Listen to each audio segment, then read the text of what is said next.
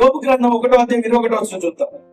నేను నా తల్లి గర్భంలో నుండి దిగంబరునై అక్కడికి తిరిగి వెళ్ళను. యెహోవా ఇచ్చను, యెహోవా తీసుకొని పోయాను.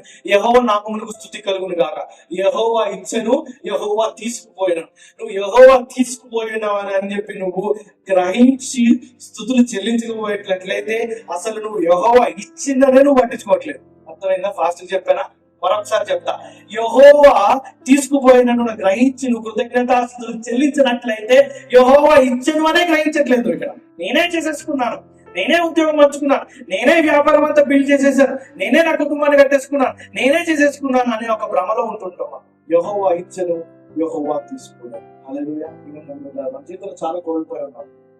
మనం కోల్పోయినామైనా ఆశీర్వాదం పొందుకున్నా అది ఏదైనా సరే దేవుని యొక్క పర్మిషన్ ఆయన లేకుండా ఏది జరగదు.